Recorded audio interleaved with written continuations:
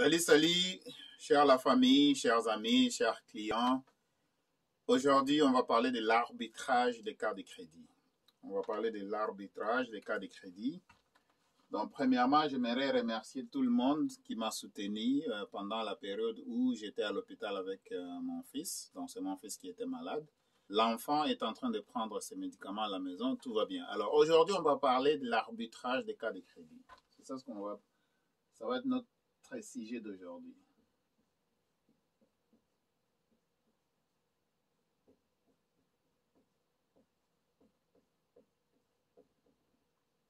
Arbitrage des cartes de crédit.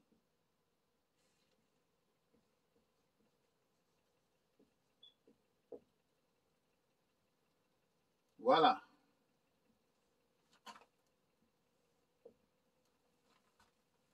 Aujourd'hui, on va parler de l'arbitrage des cartes de crédit. Okay? Qu'est-ce que ça veut dire exactement? Alors, on est au Canada. On est en 2021. Et bien sûr, on est juste au mois d'octobre, vers fin octobre. Okay? Vers fin octobre 2021. L'arbitrage des cartes de crédit, comme je vous dis toujours au Canada, ça vous prend énormément une certaine discipline, okay? Une certaine rigueur quand il s'agit du crédit. Okay? Quand il s'agit du crédit, il faut vraiment... C'est comme du sang qui coule dans vos veines. Okay? Alors, je vais dessiner comme ça. Je vais dire 1, 2, 3 et 4.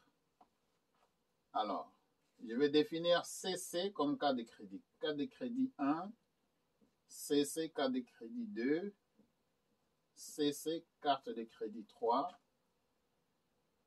CC 4, carte de crédit numéro 4. Alors, une fois que vous êtes ici au Canada, vous ne devez pas vraiment jouer avec votre crédit. Si vous avez déjà abîmé votre crédit, s'il vous plaît, réparez le crédit. Si vous savez que vous allez passer encore 5 ans, 10 ans, 20 ans, 25 ans, 30 ans ici au Canada, réparez votre crédit. C'est super important. Okay? Parce que le crédit, ça vous aide à avancer financièrement au Canada dans plusieurs façons. Alors, vous devez connaître votre score. Vous devez connaître votre score de crédit. Le score de crédit, c'est vraiment un chiffre, c'est comme 3 chiffres. Alors, le bon crédit doit se situer entre 660 à 725. En fait, le score, c'est des points.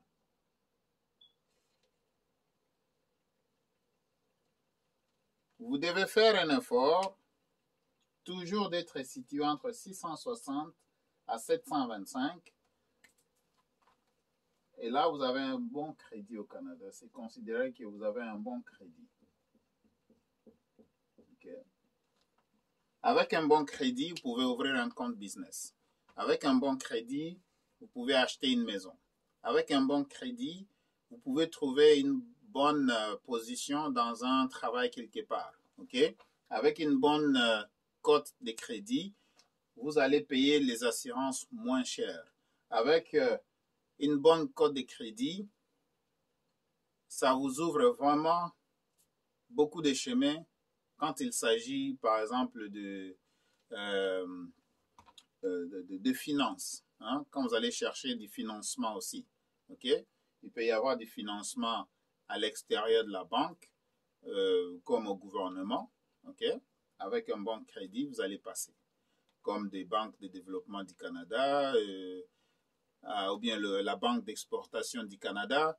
Donc, les bons crédits, ça vous aide à vous développer financièrement et à créer de la richesse pour vous. Point final. Tout ce que ça veut dire, un bon crédit, ça vous permet de créer la richesse ici au Canada. Alors, il faut savoir vous êtes situé où. Okay? Maintenant, quand je parle de l'arbitrage, on va retourner à notre sujet. Arbitrage des cas de crédit, tout ce que ça veut dire, vous avez besoin de plus qu'une seule cas de crédit. Okay? Je vais vous donner un exemple. Quelqu'un qui a seulement une seule carte, une personne qui a seulement une carte, voilà, une seule carte, avec une balance, admettons, de 1000 $. Voilà, 1000 $, ok? Ça, c'est personne numéro 1. On va aller avec personne numéro 2, exemple. Donc, cette personne a au moins, admettons, 4 cartes. Une seule carte ici. Et cette personne a au moins 4 cartes. 4 cartes de crédit. Et admettons, première carte, deuxième, troisième, quatrième. Donc, A, B, C et D. Première carte de crédit, il y a une balance de 1000 $. Deuxième carte de crédit, il y a une balance de 1000 $. Vous pouvez en avoir plus. On va aller avec 1000 $, 1000 $. OK?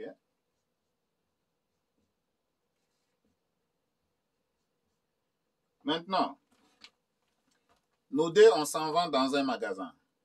On veut acheter quelque chose pour 500 $. On veut acheter quelque chose pour 500 $. Donc, il y a d'abord 3 règles sur la carte de crédit. Je répète ça parce que tout le temps, je n'arrête pas d'expliquer ça. Mais je vais répéter ça encore. Il y a 3 règles que vous devez respecter sur la carte de crédit. Alors, cette personne ici veut acheter pour 500 $. S'il achète pour 500 $, 500 $ d'achat, avec 500 $ d'achat, il a déjà dépassé la limite de 30%. Vous devez respecter la règle de 30% sur une carte de crédit. Okay? Une carte de crédit, règle numéro 1, vous ne devez pas dépasser 30% du montant que vous avez sur la carte de crédit. Voilà. Carte de crédit, 30%.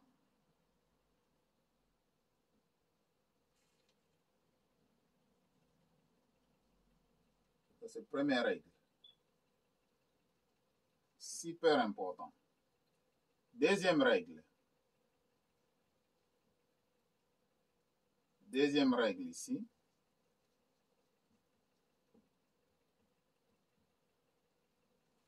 Vous devez payer. Il faut payer votre facture de carte de crédit 7 jours en avance. Donc, il reste au moins une date d'échéance qui arrive. Vous payez 7 jours en avance. 7 jours en avance. Si vous pouvez payer avant, si vous avez de l'argent, tant mieux. Mais si vous n'avez pas de l'argent, vous cherchez encore de l'argent, payez toujours 7 jours en avance. Pourquoi vous devez payer 7 jours en avance? Tout simplement parce que il y a des robots qui passent, qui calculent et qui vérifient si vous avez fait des transactions sur une carte de crédit ou pas, si vous avez fait des paiements ou pas. Et puis, ces robots-là, ce sont des robots des agences de cotation de cartes de crédit. Okay? Les agences de cotation de crédit. Alors, pour les agences, il y a Equifax. Il y a TransUnion. Ici au Canada, c'est les deux là le plus grand. Mais aux États-Unis, il y a un troisième qu'on appelle Experian. OK? Au Canada, il y a Equifax et TransUnion. Mais aux États-Unis, il y a le troisième qui s'appelle Experian. OK? Eux, là, ils ont des robots. C'est comme l'intelligence artificielle. OK? Ils ont des robots.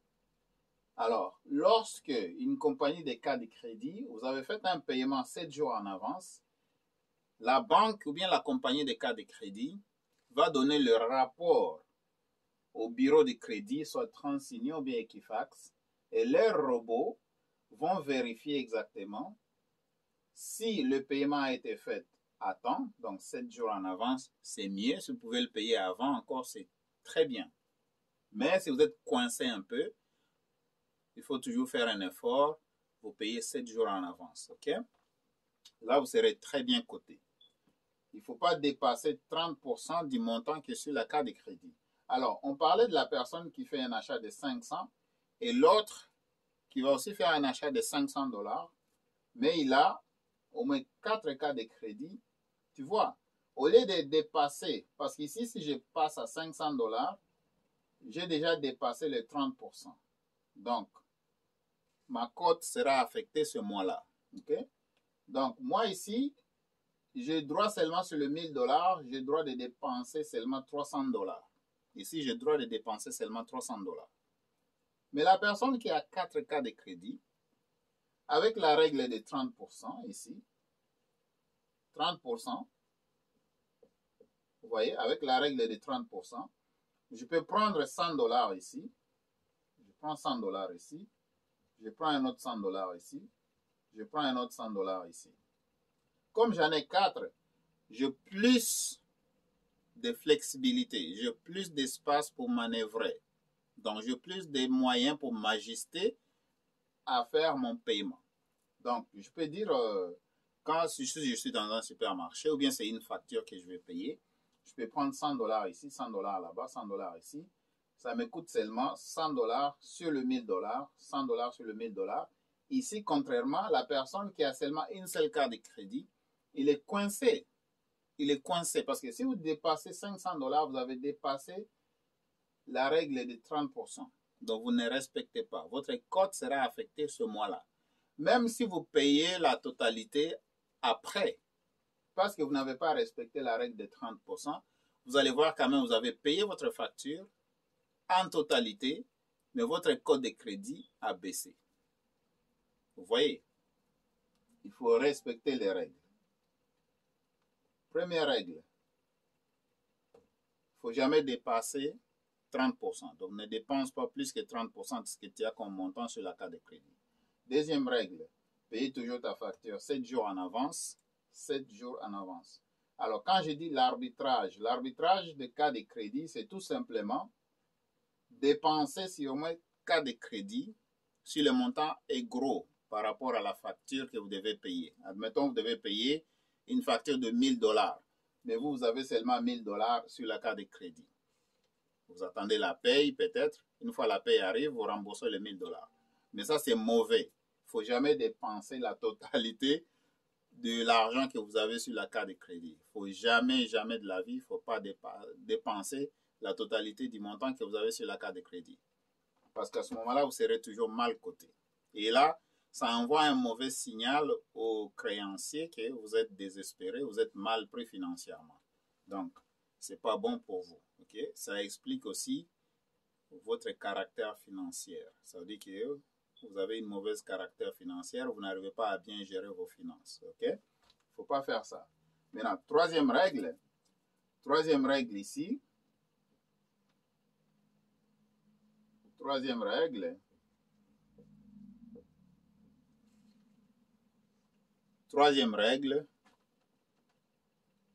jamais de la vie, jamais, à moins que vous mourrez là, jamais fermer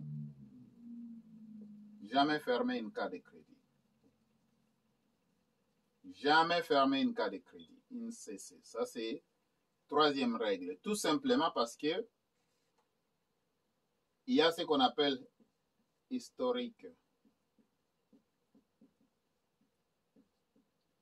Il y a ce qu'on appelle l'historique. OK? L'historique, c'est l'utilisation. Donc, tous les années que tu as déjà utilisé ta carte de crédit, ça compte énormément pour vous. C'est super important. C'est vraiment super important.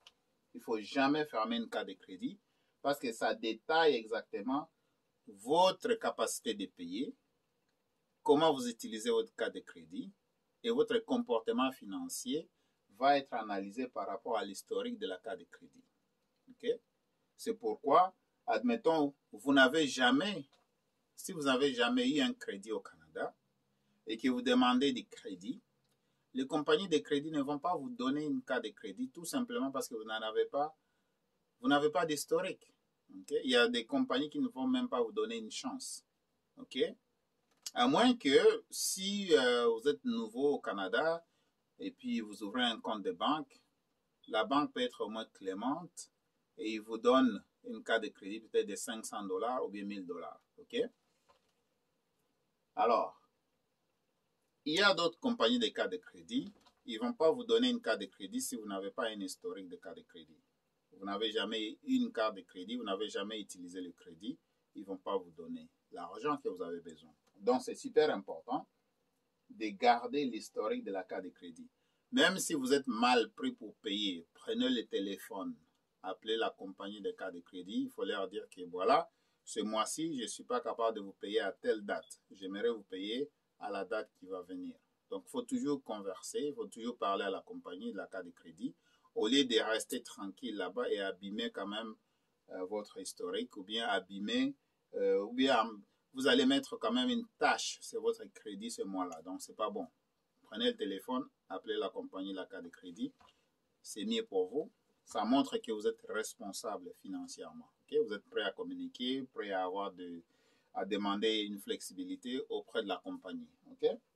Donc, voilà. Alors, l'arbitrage des cartes de crédit, tout simplement, ça veut dire qu'il faut en avoir au moins 4 au minimum. Ça, selon moi. Moi, je peux en avoir plus, mais je vous conseille d'en avoir au minimum 4 cartes de crédit. Il ne faut jamais aller au-delà de 30% de votre montant que vous avez sur la carte de crédit. Parce qu'il y a des gens qui me disent, écoutez, moi, je paye toujours ma facture à la fin du mois, ou bien je paye toujours ma facture quand ça arrive, mais mon score n'augmente pas. Mes points là n'augmentent pas. Okay? 660 à 725, vous avez un bon score de crédit. Vous devez toujours vous efforcer. Vous devez toujours faire un effort et rester entre 660 et 725. OK? Alors, l'arbitrage, il faut aller chercher au moins 4 cas de crédit minimum. Et à ce moment-là, si vous voulez bâtir votre crédit en passant et vous n'avez aucun crédit au Canada, vous pouvez quand même demander une carte de crédit sécurisée de Capital One. Okay? Il y a la compagnie Capital One. Cette vidéo n'est pas sponsorisée par Capital One, mais je vais juste vous dire ça. Alors, voilà, Capital One sécurisé. Okay? Capital One sécurisé. Une carte de crédit sécurisée. Vous pouvez demander ça et ça va vous aider à bâtir l'historique de crédit ou bien ça peut aussi vous aider à corriger votre crédit si vous l'avez abîmé dans le passé. Okay? Vous pouvez commencer graduellement et puis chercher des conseils. C'est super important d'avoir vraiment un bon crédit ici au Canada. Voilà. Donc, l'arbitrage, c'est utiliser des montants, de petits montants sur chaque cas de crédit pour ne pas dépasser et pour ne pas aller au-delà de la règle de 30%. C'est pourquoi vous devez utiliser ce modèle-là. C'est ça ce qu'on appelle arbitrage des cas de crédit. On est au Canada, mes chers amis. Vraiment, je vous supplie de ne pas abîmer votre crédit. Même, il faut faire attention. Que ça, même si c'est ton mari, il ne faut pas lui laisser faire. Même si c'est ta femme, il ne faut pas la laisser faire. Il peut vouloir t'influencer n'importe comment. Jamais, jamais de la vie. Il ne faut jamais, jamais abîmer. Vraiment, c'est une très grande responsabilité que tu portes. Si tu es ici au Canada, tu veux avancer financièrement, tu veux créer la richesse pour toi-même. Donc, ne soyez pas influencé par qui que ce soit. Un ami, ton mari, ton frère, ton oncle, ou bien ta femme. Vraiment, je suis catégorique là-dessus. Donc, il faut même pas jouer avec ça. Parce que si tu veux acheter une maison, tu as besoin d'un bon crédit. Si tu veux travailler vraiment dans des postes clés. On vérifie toujours ton crédit, on vérifie ton antécédent judiciaire aussi. Donc, c'est super important de garder le crédit. Ça t'aide à payer moins cher les assurances. Et puis, il y a d'autres places où ça t'aide aussi à payer moins cher. Tu peux aussi profiter des voyages. Tu peux voyager gratuitement à cause des cas de crédit, si tu sais comment les utiliser. Tu peux dormir dans des chambres d'hôtel gratuitement, si tu sais comment utiliser le crédit. OK? Donc, il ne faut pas jouer avec le crédit au Canada. Il ne faut pas jouer. Si tu es encore une nouvelle personne ici, et surtout les filles, je m'adresse aux filles qui sont encore nouvelles au Canada, ne vous laissez pas duper par des garçons qui sont malins ou bien des hommes qui sont malins. Ils vont essayer peut-être de vous utiliser parce qu'ils ont déjà abîmé leur crédit. Ils vont essayer de vous utiliser. Okay? Ils vont essayer de vous utiliser. Soyez sur vos gardes. Ne soyez pas utilisés par des hommes malins qui veulent abîmer votre crédit ou bien prendre avantage de votre crédit. Okay? Il faut plutôt les renvoyer pour leur dire, écoutez, allez réparer ton crédit et ça va être mieux pour toi. Donc, toujours, soyez à vos gardes, les filles. Vraiment, je vous aime bien, hein, parce que je sais, on a déjà eu des histoires, on a vu des histoires. Tu vois, il y a des hommes qui prennent avantage, malheureusement, de nos sœurs qui sont encore de nouvelles arrivantes ici. Ils vont les utiliser pour abîmer leur crédit et essayer de profiter de ces filles-là. C'est dommage. Et vraiment, et si tu es un homme, tu regardes cette vidéo, ne fais pas ça à une fille, ok? Ne fais pas ça à une fille parce que tout se paye ici-bas. Je te dis, tout se paye ici-bas. Donc, quand tu fais le mal à quelqu'un, tu seras payé aussi en monnaie de singe, d'une façon ou d'une autre. Alors, concentre-toi à faire du bien, parce que tous les biens que toi tu fais, tu seras récompensé d'une manière ou d'une autre. Ok? Voilà. C'était ça, l'arbitrage des cas de crédit, mes chers amis. Ayez au moins 4 cas de crédit. Imaginez-vous maintenant si tu avais une cas de crédit avec 3 000 ici, 9 000 là-bas, 5 000 ici, 2 000 là-bas. Donc, tu as beaucoup d'argent. Tu as une certaine flexibilité. Et quand tu maintiens la discipline, tu vas voir que tes finances seront à l'aise ici au Canada. Toi-même, tu vas dormir tranquillement.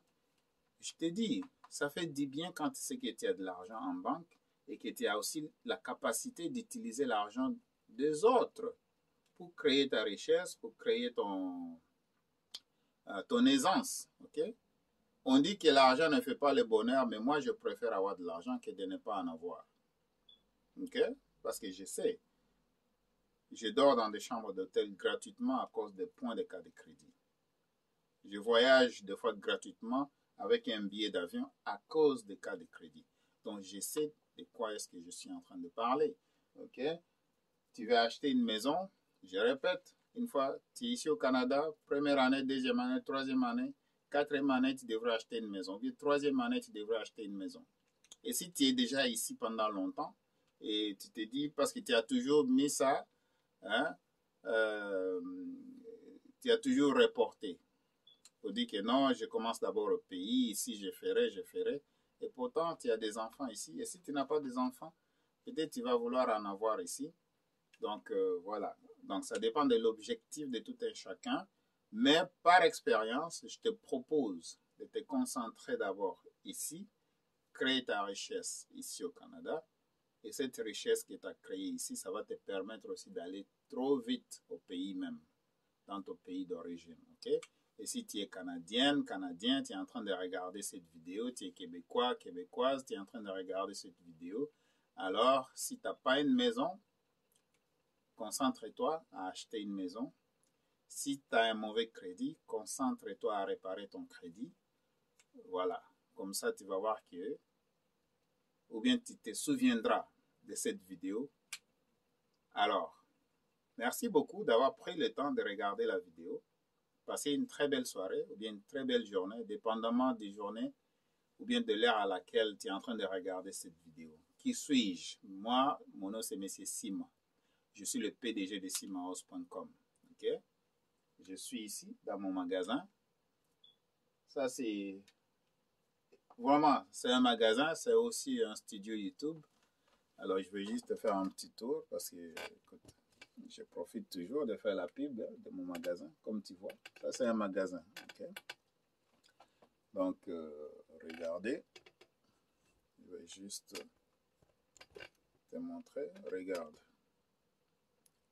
Comme tu vois là-bas. Voilà. Regarde. Tu vois? Donc, ça, c'est un magasin.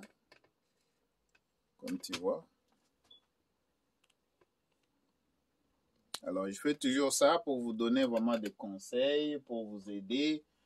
Et, parce que je sais de quoi je parle. Okay? Ça fait quand même 25 ans que je suis ici. Et je sais l'avantage d'avoir un bon crédit. Donc, voilà. Alors, je te laisse là-dessus. Merci d'avoir regardé. Et si tu as des questions, n'hésitez pas. Appelle-moi, on va causer, on va s'échanger. Donc, voilà. Alors, comme d'habitude, je vais faire ceci comme ça. Je vais te donner mon numéro de téléphone, ok? Tu peux toujours m'appeler entre 17h et 23h et puis on va s'échanger. Alors, moi, je donne l'information gratuitement. Essayez de partager la vidéo. Donne-moi aussi un like sur la vidéo, s'il vous plaît. Donne-moi un like. Partagez la vidéo aussi avec les autres. Ça peut les aider aussi. Mon numéro, c'est le 514